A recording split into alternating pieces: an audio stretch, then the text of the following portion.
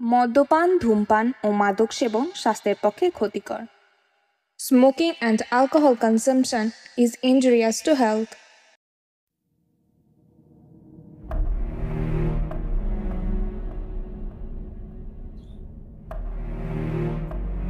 আজকের গল্পের সমস্ত চরিত্র ও ঘটনাবলী কাল্পনিক। এর সাথে বাস্তবের কোনো মিল থাকলে তা অনিচ্ছাকৃত ও কাকতালীয়। 38A বিচউড স্ট্রিটের আজকের বিশেষ নিবেদন অমিয় নস্করের কলমে বাঁজা মেয়ে।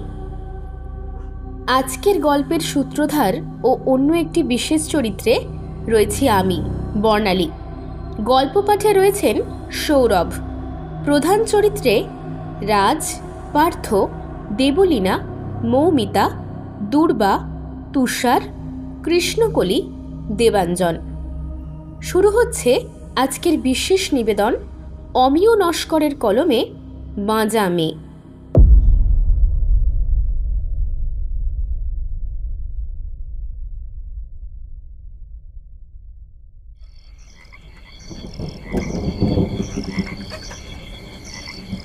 এই যে পোস্টমাস্টার, এই অন্ধকারে রাতের বেলায় কোথা থেকে ফিরছেন? আর বলবেন না মশাই, একটু কাজের সূত্রে কলকাতায় গেছিলাম। এই ফিরতে লেট হলো। এই রাতের বেলায় আপনি কবরখানার পাশ দিয়ে বাড়িতে ফিরবেন? আপনার ভয় করে না? তার চেয়ে বরং আজ রাতে আমাদের বাড়িতে থেকে যান। এমনিতে টিপটিপ করে বৃষ্টি হচ্ছে, কিন্তু কিছুক্ষণের মধ্যেই মুষলধারে নামবে। তখন কি করবেন? আসুন আমাদের বাড়িতে আসুন। না ভট্টাচার্য মশাই, এই ঝড় বৃষ্টির রাতে শুধু কাজ বাড়াতে আপনার বাড়িতে যাচ্ছি না। আরে পরে কোনো এক সময় আসবো খন। হ্যাঁ, চলি, আকাশের অবস্থা আবার ভালো নয়, বেশি রাত করা যাবে না। এই বলেই পোস্টমাস্টার আবার রওনা দিলেন। আজ সন্ধ্যা থেকেই টিপটিপে বৃষ্টি অবিরাম গতিতে ঝরেই চলেছে। প্রচণ্ড উত্তাপের দাবদাহ কয়েক ঘন্টার এই বৃষ্টিতে যেন বদলে গেছে এক স্যাঁতস্যাঁতে বর্ষাকালে।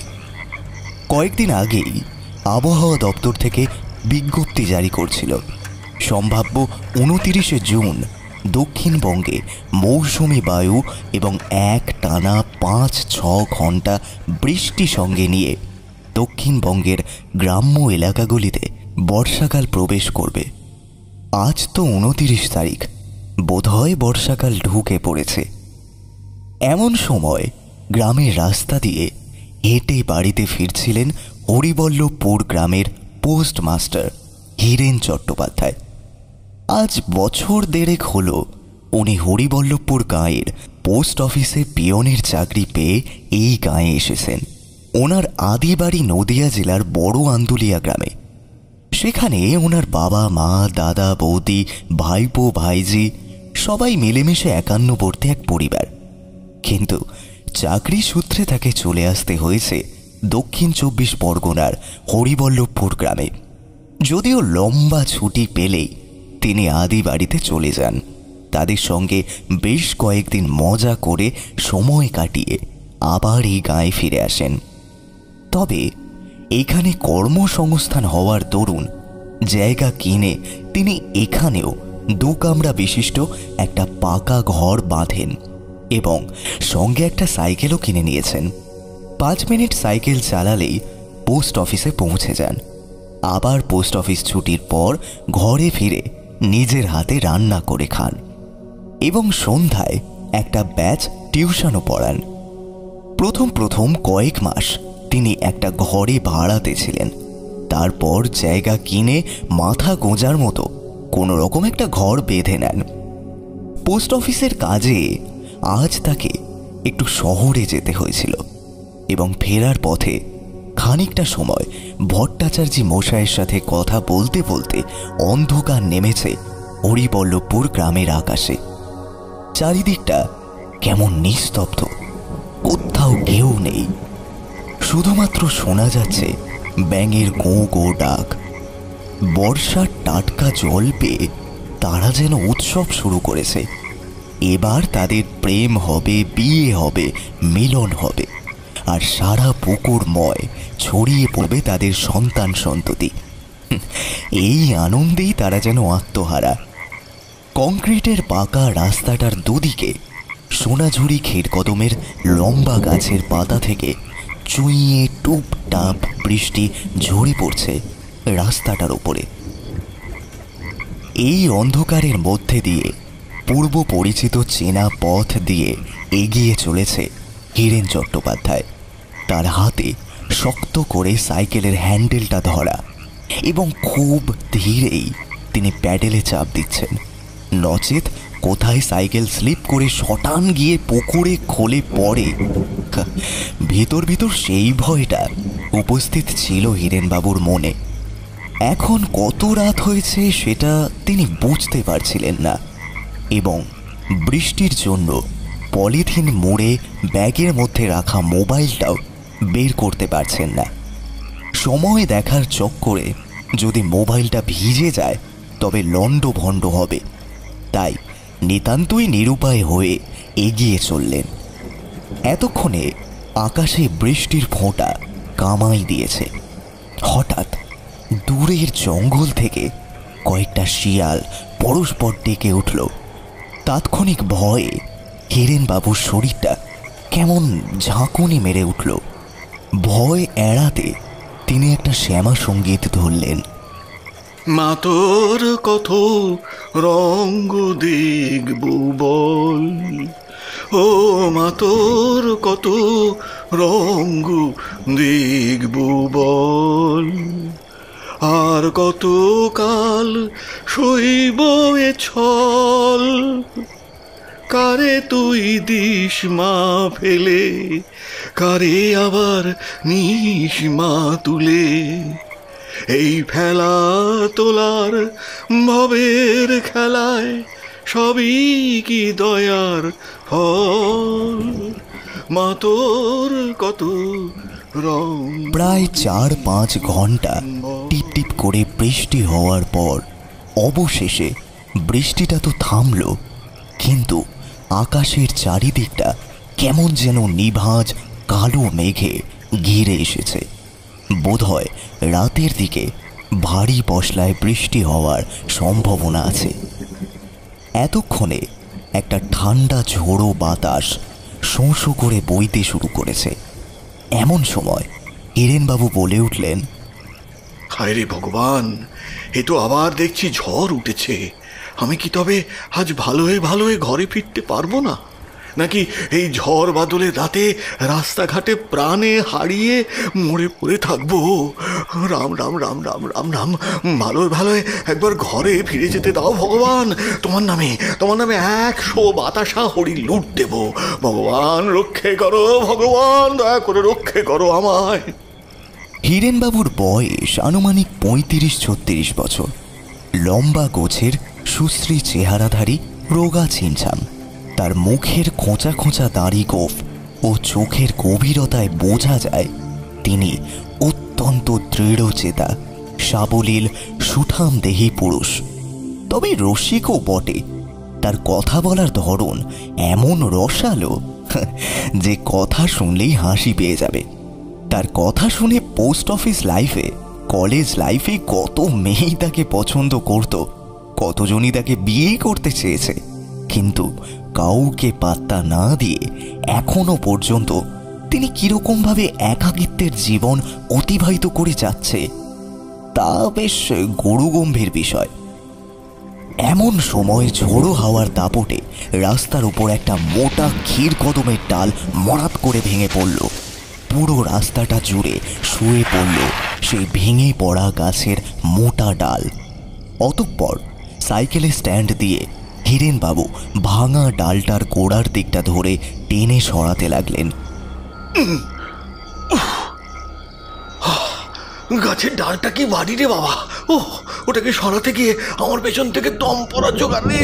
আরে বাবারে, এ কি ফ্যাসাতে পড়লাম গো! ওরে বাবারে! এমন সময় হীরেনবাবু খেয়াল করলেন রাস্তার পাশেই বহু আলোচিত সেই কবরস্থান। সেখান থেকে একটা চাপা রিনে ধ্বনি পাঁচিল টপকে ভেসে আসছে তার দিকে। তিনি অনেককেই বলতে শুনেছেন এখানে নাকি অশরীরী আত্মাদের অবাধ বিচরণ। তাই রাত ভিতে এদিকটায় কেউ আসে না, আর ভুল করে যারা একবার আসে তারা আর জীবিত ফেরে না। তবে এই কথা শুধুমাত্র কিংবদন্তি হয়েই রয়ে গেছে। এমন দুর্লভ ঘটনা আজও কেউ ঘটতে দেখেনি। তবে হাজি, গাজী, লস্কর, আলী, মীর, কত শত মুসলমানের মৃতদেহ পতিত আছে ওই প্রাচীরের ওপারে। হয়তো সত্যি সত্যি তাদের অতৃপ্ত আত্মারা রাতের আঁধারে ঘুরে বেড়ায় এই কবরস্থানের আশেপাশে। তবে এর সত্য মিথ্যা কোনোটাই পরীক্ষিত নয়। সবটাই মানুষের কল্পনা, হতে পারে সবটাই মানুষের ভয়। এমন সময় হঠাৎ একটা মেয়েলি কণ্ঠের কান্নার করুণ সুর ভেসে আসে হিরেন বাবুর কানে। বৃষ্টির জলে তার আধ ভেজা শরীরের সাথে সাথে ভয়ের একটা ঠান্ডা শিহরণে তার শরীরটা একবার কেঁপে ওঠে। প্রথমে তার সারা শরীরটা কেমন ঝাঁকুনি দিয়ে ওঠে, লোমকূপগুলো সজাগ হয়ে যায়। তারপর ধীরে ধীরে তার ভয়টা কমে আসে, কারণ মনে মনে ততক্ষণে তিনি ভেবে নিয়েছেন যে ওই কান্না একজন রক্ত মাংসের শরীর বিশিষ্ট নারীর কান্না। কিন্তু এত রাতে ও এই কবরডাঙ্গায় বসে কাঁদছে কেন? কি হয়েছে ওর? রাত বিরেতে এভাবে ওর দিকে এগিয়ে যাওয়া কি ঠিক হবে? কিন্তু কাঁদছে যখন, তখন বোধহয় কোনো না কোনো বিপদে পড়েছে। একজন বিপদগ্রস্ত নারীকে এইভাবে ফেলে রেখে এড়িয়ে যাব, এমন সব কথাবার্তা মনে মনে চিন্তা করতে করতে হিরেনবাবু এগিয়ে গেলেন সেই তীব্র ক্রন্দনের উৎসস্থলের দিকে। গিয়ে দেখলেন একজন যুবতী নারী একটা কবরের ওপর নিজের শরীরটা হেলিয়ে দিয়ে কবরের মাটি আঁকড়ে ধরে কাঁদছে আর বলছে, আমারে একা রেখে তুমি কোথায় চলে গেলে গো? আমি যে আর থাকতে পারি না। কি খাবো, কি পরবো? আমার যে আর বেঁচে থাকার সময়টুকুও রইল নি। কেন নিয়ে গেলে না আমারে তোমার সঙ্গে? কেন আমার সঙ্গে কেড়ে নিয়ে গেলে না? মহিলাটির পরনে তেল চিটচিটে মোটা শতচ্ছিন্ন একটা লাল কাপড়। স্তনের ওপর কোনো রকম ব্লাউজ নেই, বরং সেই স্তন দুটোকে শুধুমাত্র সেই কাপড়ের প্যাঁচে খুব আলগোছে আবদ্ধ করে রাখা রয়েছে। যদিও দেখা যাচ্ছে তার শ্যামলা বরণ শরীরের অধিকাংশ অংশ, যেমন পিঠ, কোমর, গলা, চিবুক সব। 25-26 বছর বয়সী মেয়েটার চোখের নোনা জল গাল বেয়ে নেমে আসছে। তাই তাকে দেখে হিরেনবাবুর মনে খুব দয়া হলো। আরে, এমন যুবতী নারীর চোখের জল মানায় না। তাই তিনি তার দিকে এগিয়ে গেলেন এবং অতঃপর হিরেনবাবু হঠাৎ সেই অপরিচিত নারীকে উদ্দেশ্য করে বলে উঠলেন, কে কে? হ্যাঁ, কে আপনি? এই তল্লাটে আপনাকে তো এর আগে কখনো দেখিনি।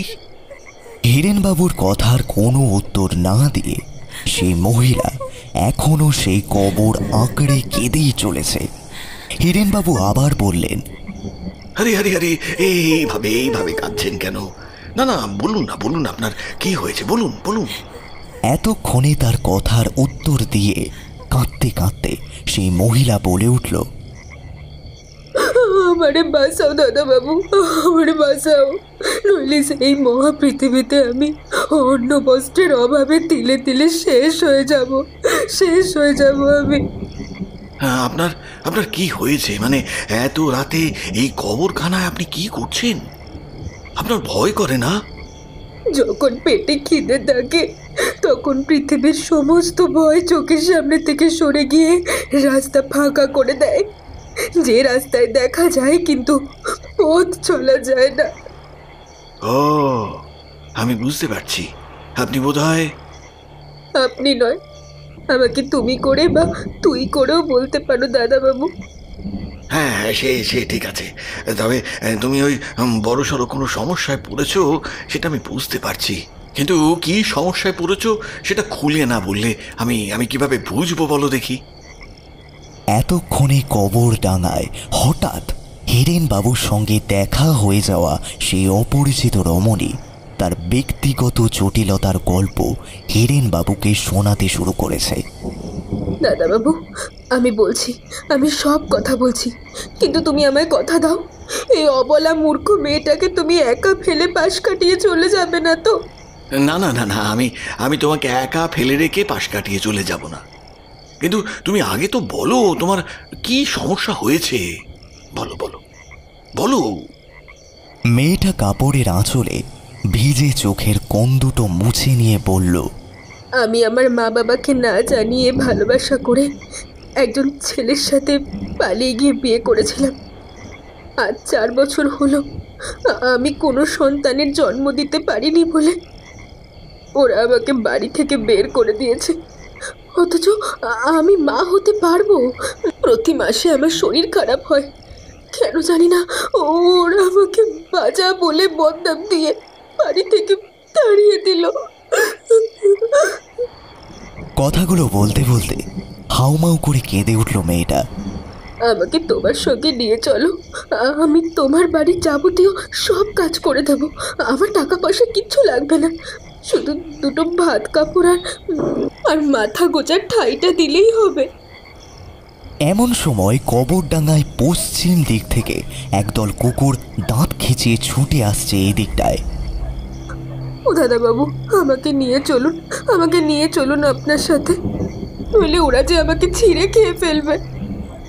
সত্যি তো, এইভাবে একা এই নিরীহ মেয়েটাকে রেখে গেলে মেয়েটার তো ক্ষতি হয়ে যেতে পারে। না না, এইভাবে মেয়েটাকে একা রেখে যাওয়া ঠিক হবে না। এইসব ভাবনা হিরেন বাবুর বিবেককে ক্রমাগত দংশন করছিল।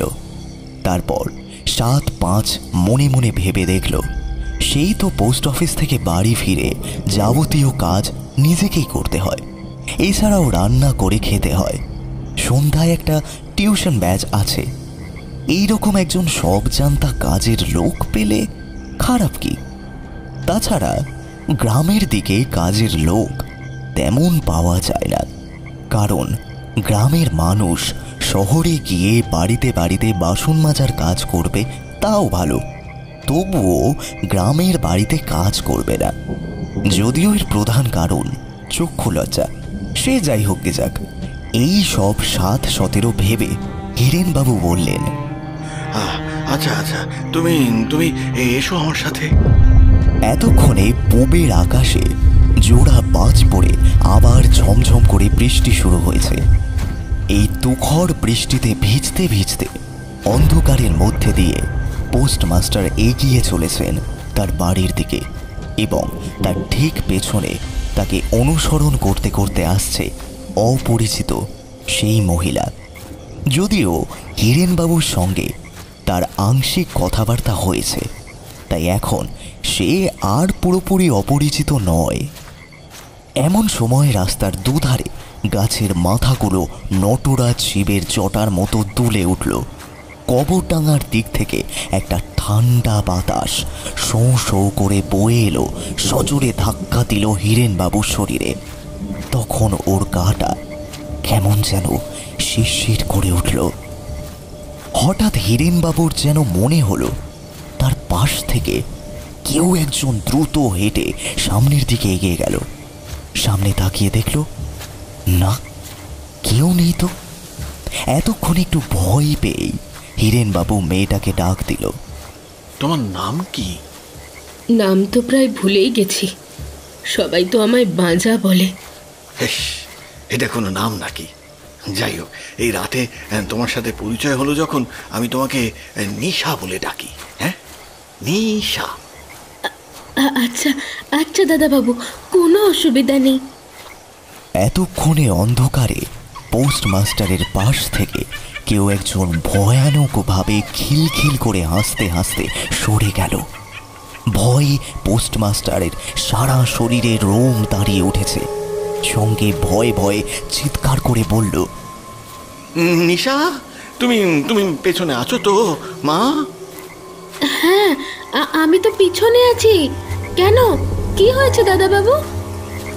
না না না না, কিছু হয়নি, কিছু হয়নি। তবে আমার কেমন যেন মনে হচ্ছে এখানে কাছাকাছি কোথাও কেউ যেন আছে।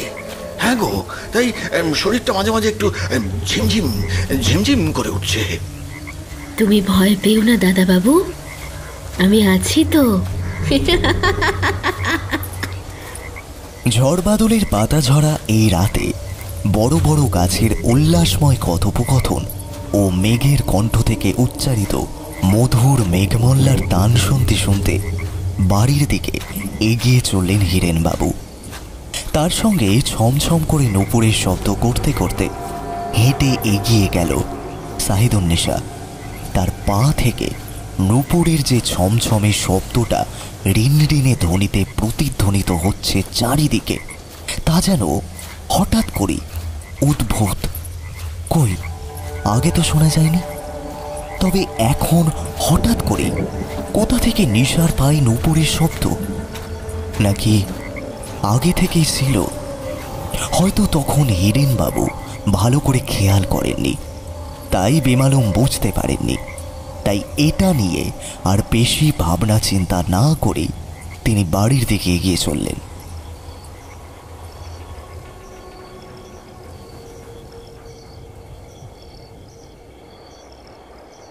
তারপর মাঝরাতে বৃষ্টি থামার পর সর্দারদের পানা পুকুরে সবুজে পানার ফাঁকে ভিজে যাওয়া ডুবন্ত চাঁদ উঁকি দিল এবং সঙ্গে খানিক জ্যোৎস্না বমি করে ঘুমাতে গেল। এদিকে হিরেনবাবু বাড়িতে ফিরে নিশাকে দেখিয়ে দিলেন রান্নাঘর, শৌচালয়, স্নানের ঘর এবং বললেন, নিশা, তোমাকে তোমাকে একটা কথা বলি, শোনো। এই যে রান্নাঘরের পাশে দক্ষিণের ওই যে ছোট ঘরটা, হ্যাঁ, ওখানে তুমি থেকো আর রান্না বাড়ার যাবতীয় দায়িত্ব নিও, ঠিক আছে? আমি অফিস থেকে ফেরার পথে সব রকমের বাজারহাট করে ফিরবো। ওদিকে তোমার চিন্তা করতে হবে না, বাড়ির যাবতীয় কাজ তুমি সামলে নিও।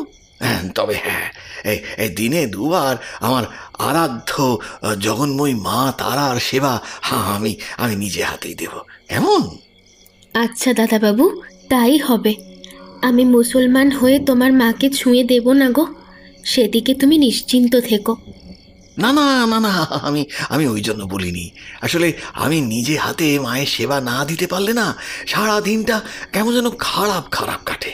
হ্যাঁ, সেই জন্য কিছু মনে করো না। আচ্ছা, বুঝেছি।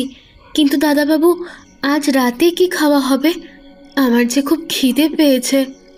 আজ আর এত রাতে তোমাকে রান্না বান্না করতে হবে না। ওই ঘরে মুড়ি বাতাসা আছে, তুমি খেয়ে নাও। হ্যাঁ, এবার দাঁড়াও, আমি এনে দিচ্ছি। এই বলে হিরেনবাবুর পাশের ঘরে মুড়ির ড্রামটা আনতে গেছে।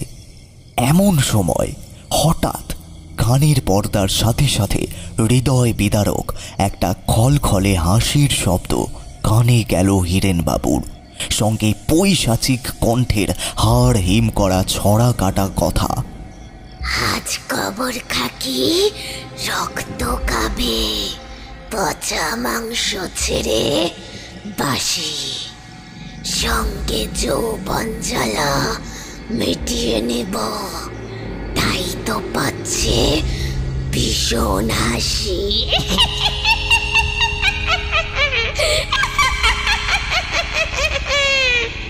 কথাটা শোনা মাত্র মুড়ির ড্রামটা নিয়ে হিরেনবাবু নিশা যে ঘরটাতে বসেছিল সেই ঘরে হন্তদন্ত হয়ে ঢুকে নিশাকে জিজ্ঞাসা করল, কি গো নিশা, তুমি এত রাতে এমন খলখল করে আসছো কেন? হ্যাঁ, আশেপাশের লোকজন তো ভয় পেয়ে যাবে, আর আমিও ভয় পাবো। হ্যাঁ, তুমি যে কি বলো না দাদাবাবু, এত রাতে আমি অগত্যা হাসতে যাব কেন? আমি কি পাগল নাকি? হ্যাঁ, এ বোধহয় আমার মনের ভুল। হ্যাঁ হ্যাঁ, মনের ভুল। এই নাও তুমি মুড়ি বাতাসা খেয়ে নাও। আজ আমি আর না কিছু খাবো না। হ্যাঁ, ঘুমোতে গেলাম। তোমার বোধহয় খুব খিদে পেয়েছে। নাও তুমি খেয়ে নাও। হ্যাঁ, আমি আমি আমি এলাম। এই বলে হিরেনবাবু গিয়ে শুয়ে পড়লেন তার বিছানায়। এদিকে নিশা তার পরনের ভিজে কাপড়টা খুলে ফেলে হিরেনবাবুর দিয়ে যাওয়া সেই ইঞ্চি পারেক লম্বা ধুতিটা শরীরের আগা পাঁচতলা ভালো করে জড়িয়ে নিল। না আছে সায়া, না আছে ব্লাউজ, শুধুমাত্র একটা ধুতি দিয়ে কোনো রকমে সে ঢেকে ফেলল পূর্ণিমার গোল থালার মতো আকর্ষণীয় তার স্তনদ্বয়। সমুদ্র সফেনে ভাঁজ পড়া বালিয়াড়ির মতো হালকা মেয়েদের বিচ্ছুরণযুক্ত তার পেটে, এবং ঢেকে ফেলল আপেলের বোঁটার কাছে এবং গর্ত হওয়া মুখটার মতো নেশা ধরা উন্মুক্ত তার নাভি। দেখে মনে হয় শ্যামলা বর্ণের এই নারী মূর্তির শরীরে যেন অন্ধকারের মায়া মেশানো আছে। তাকে দেখে চোখ ফেরানো যায় না। বোধহয় তাই হিরেনবাবু তাকে সঙ্গে নিয়ে এসেছেন এই বাড়িতে। অতঃপর মুড়ির ড্রামটা খুলে গালকতক মুড়ি খেতে শুরু করেছে নিশা। এমন সময় পাশের ঘর থেকে হিরেনবাবুর কোঙানির আওয়াজ শুনে নিশা পাশের ঘরে ছুটে গিয়ে দেখল হিরেনবাবুর মুখ থেকে বেরিয়ে আসছে মা মা স্বর। মা, ও মা, মা, ও মা, মা। নিশা কপালে হাত দিয়ে দেখল জ্বরে তার সারা শরীর পুড়ে যাচ্ছে। তৎক্ষণাৎ সে বিছানার একপাশে পড়ে থাকা একটা চাদর হিরেনবাবুর শরীরে আগা পাঁচতলা ঢাকা দিয়ে পেছন ফিরে পাশের ঘরে চলে আসতে যাবে, এমন সময় পেছন থেকে একটা টান অনুভব করল নিশা।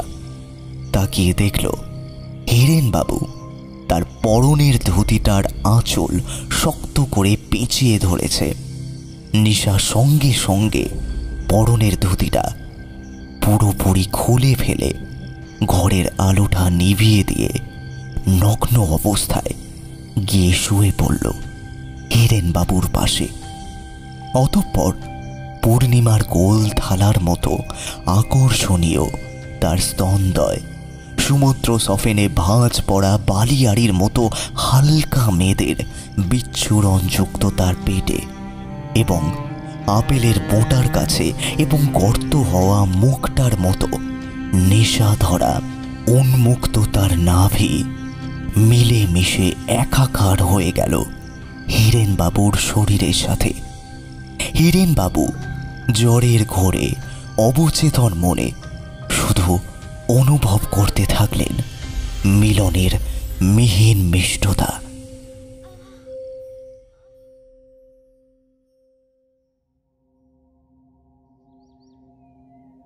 পরের দিন সকালে হিরেনবাবু ঘুম ভেঙে যখন উঠলেন দেখলেন ঘড়িতে তখন সকাল 9:30 বাজে। তড়িঘড়ি বাথরুমে গিয়ে স্নান সেরে এসে দেখে রান্নাঘর থেকে গরম ভাতের গন্ধ বেরোচ্ছে।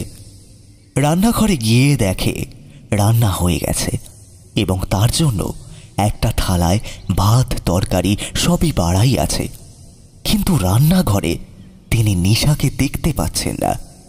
গত রাতের কথা মনে করে হিরেনবাবু মনে মনে ভাবলেন মেয়ে মানুষ হয়তো লজ্জা পেয়েই বাড়ি থেকে বেরিয়ে কোথাও গেছে।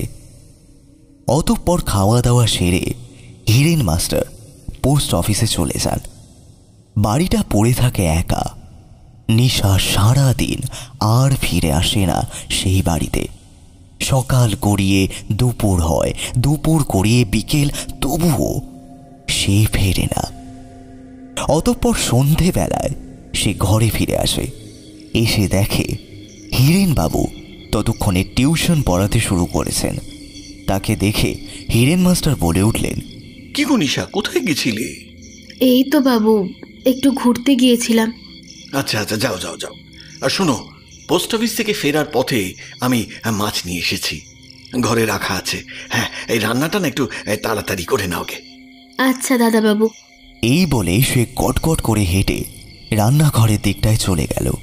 কিরে, হ্যাঁ তোরা সব চুপ করে আছিস কেন রে? পর পর, জোরে জোরে পর, জোরে জোরে পর। এই তুই বল দেখি, বল শালক সংশ্লেষণ কাকে বলে? আগে স্যার, শালক সংশ্লেষ ওই তো যে জৈব রাসায়নিক প্রক্রিয়ার মাধ্যমে সবুজ উদ্ভিদ কোষে সূর্যালোকের উপস্থিতিতে পরিবেশের বায়ুমণ্ডল থেকে গৃহীত কার্বন ডাই অক্সাইড ও গাছের মূল দ্বারা শোষিত জলের বিক্রিয়ায় শর্করা জাতীয় খাদ্যের সংশ্লেষ ঘটে এবং গৃহীত কার্বন ডাই অক্সাইডের সমপরিমাণ অক্সিজেন প্রকৃতিতে নির্গত হয়, তাকে শালক সংশ্লেষ বলে। বাহ বাহ বাহ, খুব ভালো উত্তর দিয়েছিস, খুব ভালো। স্যার, আমি একটু টয়লেটে যাব। হ্যাঁ, যা যা যা।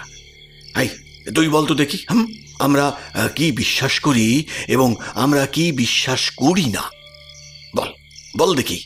স্যার, আমরা বই লেখা বাণী, পড়াশোনা এবং চোখে দেখা সব কিছু বিশ্বাস করি, এবং যেগুলো বইয়ের পাতায় কিংবা চোখেও দেখি না তা বিশ্বাস করি না। এমন সময় ঘরের ভেতরের বাথরুম থেকে একটু আগে টয়লেটে যাওয়া সেই বাচ্চা মেয়েটার একটা তীব্র বিকট চিৎকার শোনা গেল। হিরেন মাস্টার ছুটে গিয়ে দেখল সেই মেয়েটা যেন ঘাড় মোটকে মরে পড়ে আছে। মাথাটা খানিকটা ফাটা, তবুও এক ফোঁটা রক্ত বেরোচ্ছে না সেই ফাটল দিয়ে। তার সর্বাঙ্গ সাদা ফ্যাস ফ্যাস করছে। সবাই ভয়ে একেবারে জড়সড় হয়ে গেছে। এতক্ষণে রান্নাঘর থেকে ছুটে এলো নিশা। সেও হতবাক হয়ে দাঁড়িয়ে আছে মৃতদেহের কাছে। কাঁদতে কাঁদতে মৃতার বাবা মা এলো। হে ভগবান, এ আমার কি হলো গো? পড়তে এসে আমার মেয়ে কোথায় কোথায় হারিয়ে গেল গো? আমরা তো কেউ বুঝতে পারিনি মা। তুই এমনি করে আমাদের ছেড়ে চলে যাবি রে? আয় মা, আয় আমার কাছে ফিরে আয় মা।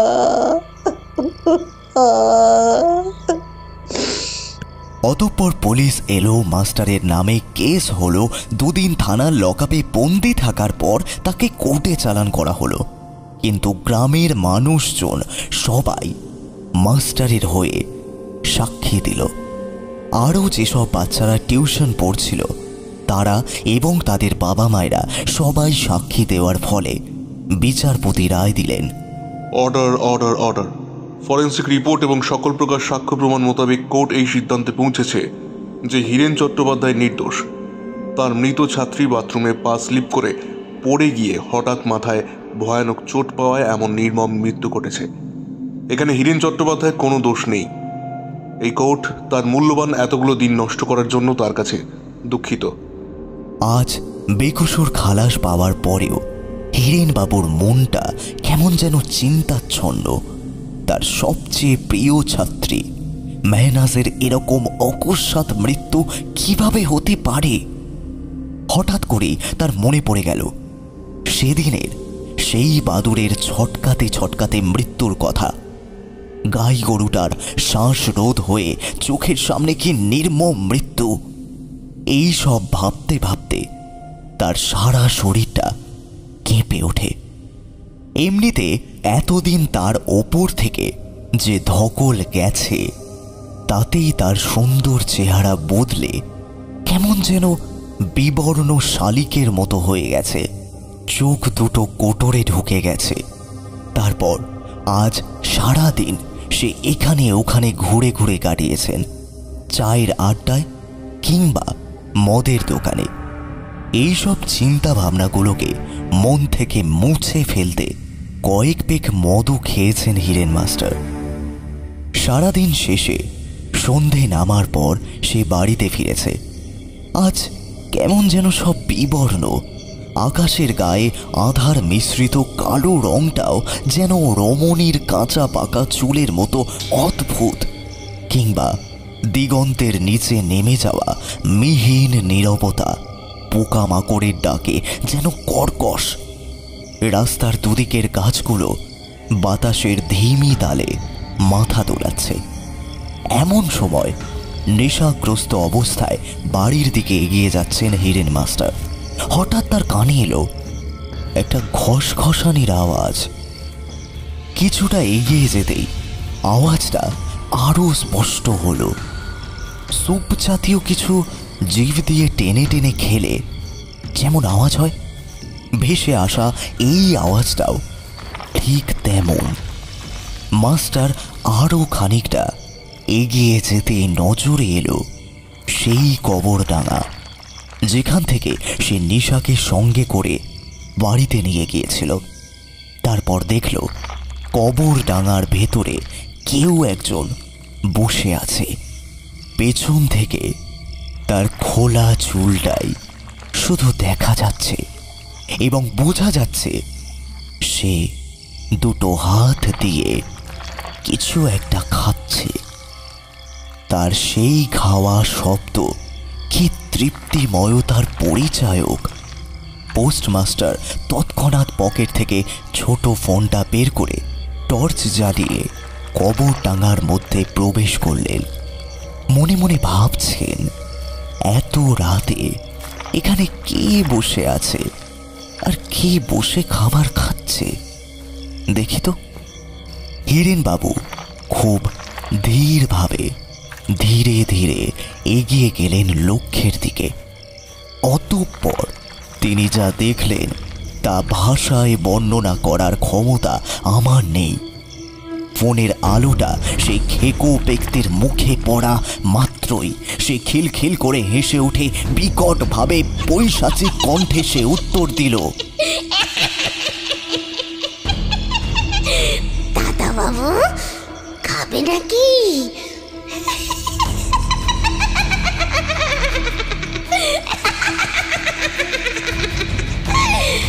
তোমার ছাত্রীর পচা দেহ, নারী বুড়ি খাবে নাকি মাস্টার? পোস্টমাস্টার কি বলবেন কি করবেন দিকবিদিক জ্ঞান শূন্য হয়ে হিরেন মাস্টার কেমন যেন বোবা হয়ে গেলেন।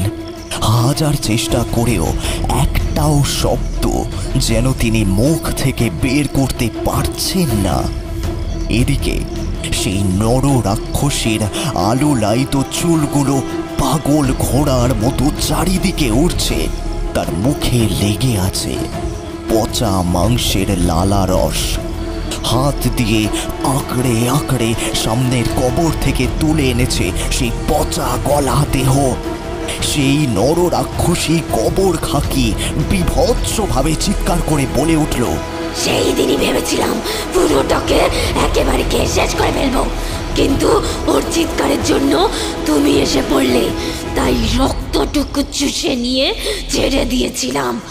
আজ সবটা খেয়ে শেষ করব। হিরেন মাস্টার এতক্ষণে ভয়ে ভয়ে চিৎকার করে বললেন, নিশা, হ্যাঁ তোমার তোমার কোন রূপ আমি দেখছি নিশা? তুমি কবর খুঁড়ে পচা গলা মৃতদেহ তুলে এনে খাচ্ছ? হ্যাঁ, রাম রাম রাম রাম রাম রাম রাম। দাদা বাবু আমি তো এগুলোই খেয়ে থাকি। তবে তবে এতদিন আমাকে কেন বাঁচিয়ে রেখেছো? কেন কেন আমাকেও শেষ করে দাও, শেষ করে দাও। কেন কেন আমাকে কেন বাঁচিয়ে রেখেছো? বলো না, আমাকে কেন বাঁচিয়ে রেখেছো?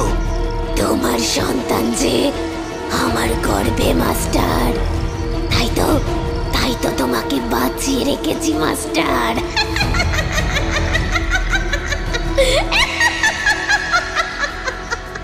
হো হো করে একটা বিকট বিভৎস হাসি দিয়ে চোখের সামনে থেকে নিশা কেমন যেন কর্পূরের মতো উবে গেল। এসব দৃশ্য দেখার পর উদ্ভ্রান্ত পাগলের মতো হিরেন মাস্টার দৌড়াতে শুরু করেছেন। আমাকে এক্ষুনি নিবারণ ঠাকুর মশাইয়ের কাছে যেতে হবে। উনি নিশ্চয়ই কিছু একটা বিহিত করতে পারবেন।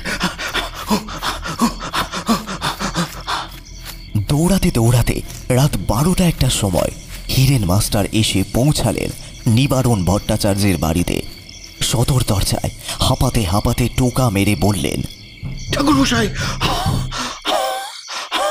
ঠাকুরমশাই, আমাকে আমাকে আমাকে বাঁচান ঠাকুরমশাই, আমাকে আমাকে বাঁচান, আমাকে দয়া করে বাঁচান।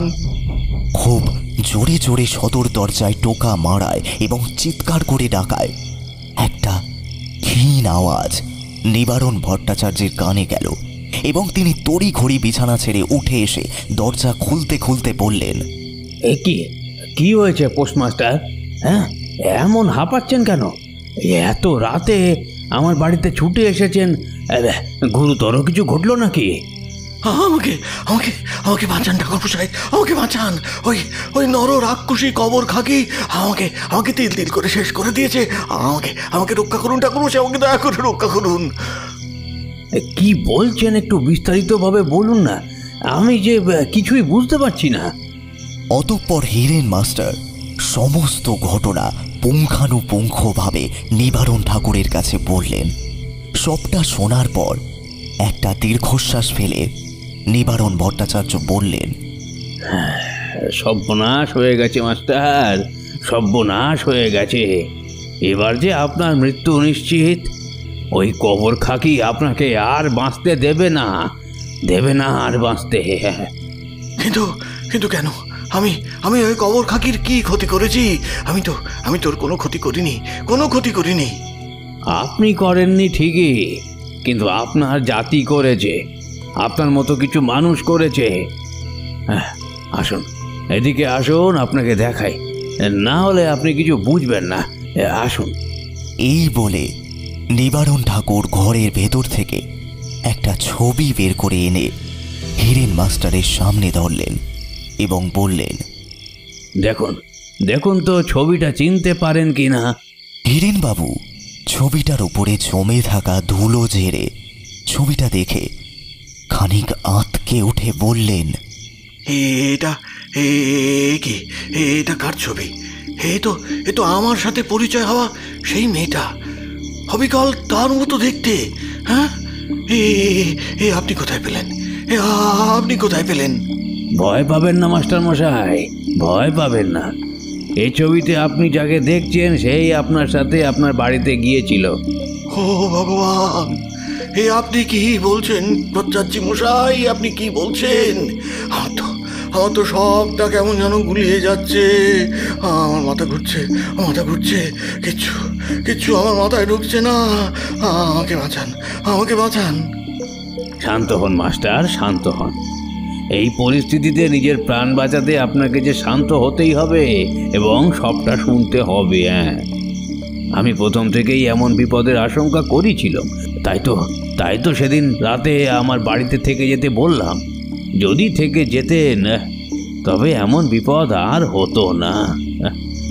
যাই হোক, ঘটনা যখন একবার ঘটেই গেছে, সেখান থেকে মুক্তি পাওয়ার উপায় আমাদের খুঁজে বের করার দরকার। হ্যাঁ, কিন্তু আপনি বলুন তো, ওই মেয়েটাকে, সে কেনই বা আমার সাথে এমন করছে?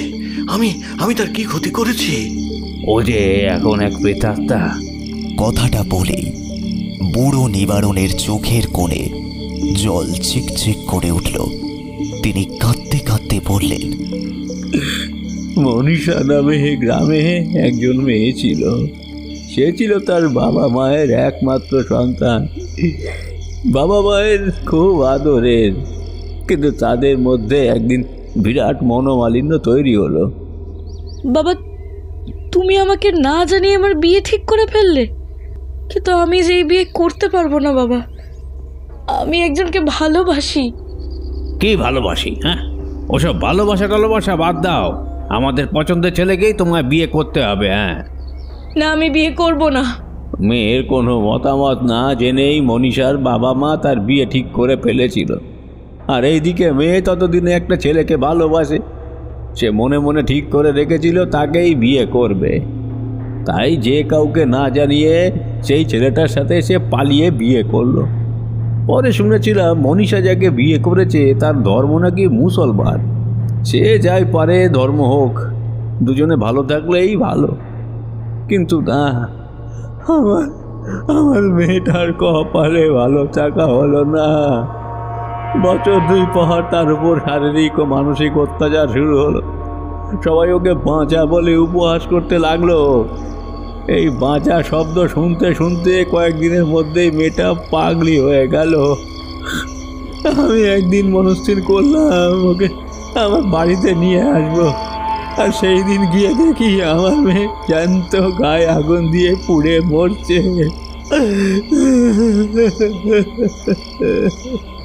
কথাগুলো বলতে বলতে হাউমাউ করে কেঁদে ফেললেন নিবারণ ঠাকুর। তারপর কাঁদতে কাঁদতে আবার বললেন, ঈশ্বর, কি নির্মমভাবে সবাই মিলে মেরে ফেলেছিল আমার ফুটফুটে মেয়েটাকে। আমি জানি ওর শ্বশুর বাড়ির লোকেরা ওকে পুড়িয়ে মেরেছিল, কারণ ওরা তো বছর বছর সন্তান চায়। আমার মেয়েটা সেটা দিতে পারেনি, তাই তাকে পৃথিবী থেকে সরিয়ে দিতে ওদের হাত কাঁপেনি। হিরেন মাস্টার অবাক হয়ে বললেন, কি মনীষা আপনার মেয়ে? হ্যাঁ মাস্টার, মনীষা আমার মেয়ে। সেদিন তাকে শেষবারের মতো দেখেছিলাম। পাগলের মতো রুক্ষ শুষ্কতার চেহারা পুড়ে ঝলসে গেছে। সেই দৃশ্য দেখে আমার মাথায় রাগ চেপে গেছিল। ওরা শুধু আইনিভাবে শাস্তি পাক এমনটা আমি চাইনি। তাই আমি ওদেরকে সব দিক একেবারে শেষ করে দিতে চেয়েছিলাম। হ্যাঁ, তাই তো ওর মৃতদেহ বাড়িতে নিয়ে এসে ওকে পিশাচ সিদ্ধ তান্ত্রিক দ্বারা, অলাত চক্রের বড় বড় সাধক দ্বারা ওর আত্মা এবং শরীরকে এক করে দিয়েছি। ও যতদিন না ওর সকল মনোবাসনা পূরণ করবে, ততদিন ও শরীরই প্রেত হয়ে রাতের অন্ধকারে রয়ে যাবে। আমার মনে হয় আপনার মাধ্যমে ও জীবিত অবস্থায় মা হওয়ার মনোবাসনা এই মৃত শরীরের দ্বারা পূরণ করতে চায়। তাই বাঁচতে হলে পালিয়ে যান। ঈশ্বর, এ আমি কি ভুল করেছিলাম? আমার একটা ভুলে কতগুলো প্রাণ তিলে তিলে শেষ হয়ে যাচ্ছে। রক্ষা করো ঠাকুর, আমাকে রক্ষা করো ঠাকুর, আমাকে তুমি রক্ষা করো। সেদিন রাতেই নিবারণ ঠাকুরের কথা মতো হরিবল্লভপুর গ্রাম ছেড়ে হিরেন মাস্টার পালিয়ে এসেছিলেন নদিয়া জেলার বড় আন্দুলিয়া গ্রামে, তার নিজের বাড়িতে। প্রায় 1-1.5 মাস এখানে তিনি নির্বিঘ্নেই আছেন। সরকারি পক্ষের কাছে দরখাস্ত করে চাকরিটাকেও স্থানান্তর ঘটিয়ে নিয়ে ঘরের কাছে চলে আসেন মাস্টার।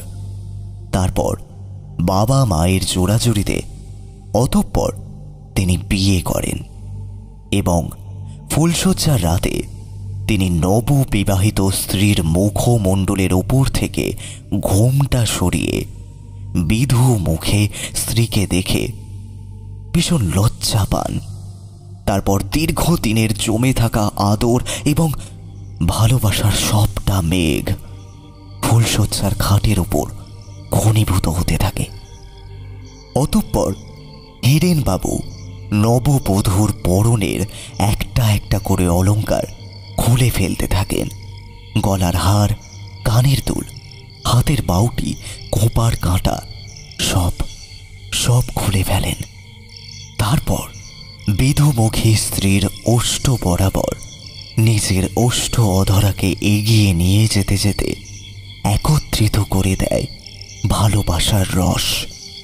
পাশের খোলা জানালাটা দিয়ে এতক্ষণে মৃদুমন্দ বাতাস ঘরের ভেতরে ঢুকছিল। মাস্টার খট করে জানালাটা বন্ধ করে দিলেন। তখনও জানালার হালকা ফাঁক দিয়ে দেখা যায় কয়েকটা তারা আকাশের গায়ে চিকচিক করছে। ধীরে ধীরে হিরেন বাবু রাতের স্নিগ্ধতার মতো এক বুক ভালোবাসার নিঃশ্বাস একত্রিত করে নববধূকে শক্ত করে জড়িয়ে ধরলেন। নববধূর বুকটা একটু কেঁপে উঠল। গ্রীষ্মের মধ্যরাত, বাড়ির পাশের বড় গাছগুলোর পাতার ভাঁজে ভাঁজে নিকষ কালো অন্ধকার বাসা বেঁধেছে। ঘড়ির কাঁটায় তখন টিকটিক শব্দে এগিয়ে চলা ছাড়া বিশ্ব চলাচলে যেন আর কোনো প্রাণ নেই। প্রত্যন্ত গ্রামের দিকে এই রকমটাই হয়ে থাকে। অন্ধকারের এই প্রগাঢ় মহিমায় কে যেন আরও বেশ খানিকটা কালো করার জন্য কালো রং মিশিয়ে দিয়েছে স্বয়ং মহাকাল। হিরেন মাস্টার তার উষ্ণ স্পর্শে নববধূকে আন্দোলিত করছিল। নববধূ লজ্জায় ভারাক্রান্ত অবস্থাতেও বারবার সেই স্পর্শটাকে দূরে ঠেলে সরিয়ে দিতে চাইলেও কামনার চাহিদা বশত দিতে পারছিল না, বরং আরো আরো শক্ত করে হিরেনবাবুকে জড়িয়ে ধরছিল। হিরেনবাবুর একজোড়া বলিষ্ঠ হাত যাযাবর পথিকের মতো বিচরণ করে চলেছে বধূর পুরো শরীরের যত্রতত্র। খানিক পর বলিষ্ঠ হাত দুটোর সঙ্গে সঙ্গে একজোড়া নরম ঠোঁটেরও স্পর্শ পাচ্ছিল সে। ধীরে ধীরে ঠোঁট দুটো উঠে আসছিল তার স্তনের ওপর দিয়ে গলা বেয়ে, তারপর মিলিত হলো তার ঠোঁট দ্বয়ের সাথে।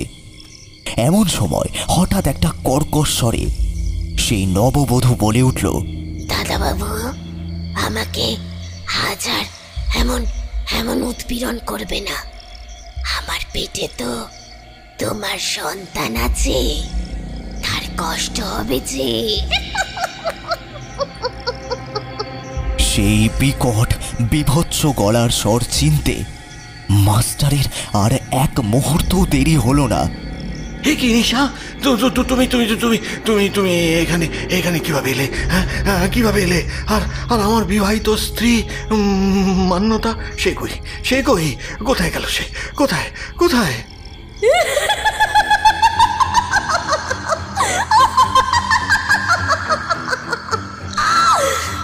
মান্যতা, আমি তাকে বাথরুমের ভিতর মেরে ফেলেছি, রক্ত চুষে খেয়েছি। তারপর প্রচন্ড খিদের জ্বালা মেটাতে তাকে গোটা চিবিয়ে খেয়েছি। আসলে আমার শরীর আছে, তাই তো খিদেও আছে। আসলে আমার শরীর আছে, তাই তো গর্ভবতী হওয়ারও ক্ষমতা আছে। যে ক্ষমতা আমার জীবিত কালে ছিল না, সেই ক্ষমতা আমি মৃত্যুর পরে ভোগ করতে পারি। তাছাড়া আমি যে সব জায়গায় যেতে পারি দাদাবাবু। কে কে আছে যে আমায় আটকাতে পারে? এইসব কথা শোনার পর ভয়ে কাঁপতে কাঁপতে হিরেনবাবু বললেন, কি কি চাও? কি কি চাও তুমি? বলো, কি কি চাও তুমি আমার কাছে? কি চাও? আর কিছু চাই না মাস্টার, আর কিচ্ছু চাই না। আমি আমার শেষ ইচ্ছে মৃত্যুর পরে হলেও পূর্ণ করতে পেরেছি। আমি মা হয়েছি, কিন্তু এর কারণে তোমাকেও যে মরতে হবে দাদাবাবু।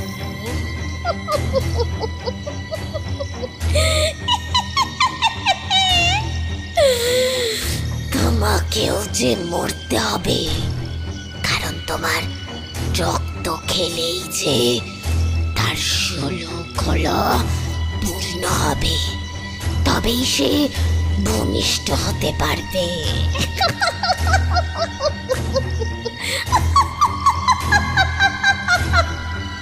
এই বলে সেই নারী পোস্টমাস্টারের গলা চেপে ধরল। কাটা ছাগলের মতো হিরেন মাস্টারও ছটকাতে লাগলেন, গোঙাতে লাগলেন ভয়ানক আওয়াজে। মুখ থেকে দরাসে বেরিয়ে আসতে লাগলো তাল তাল গ্যাজলা আর কালচে রক্ত। এসবের শব্দে হিরেন মাস্টারের বাবা মা এসে ঘরের দরজায় ধাক্কা দিয়ে দিয়ে ছিটকিনি ভেঙে কোনো রকমে ঢুকে দেখল নিজের ফুল সাজানো বিছানায় শুয়ে আছে, নিজের গলা নিজের দুহাতে চেপে ধরে মৃত্যু যন্ত্রণায় কাটা ছাগলের মতো ছটফট করছে তাদেরই সন্তান হীরেন চট্টোপাধ্যায়। অথচ তারা কিছুই করতে পারছে না। এইভাবে মিনিট 15 ছটকাতে ছটকাতে অতঃপর শরীর থেকে বাহির হয়ে গেল মাস্টার হীরেন চট্টোপাধ্যায়ের প্রাণবায়ু।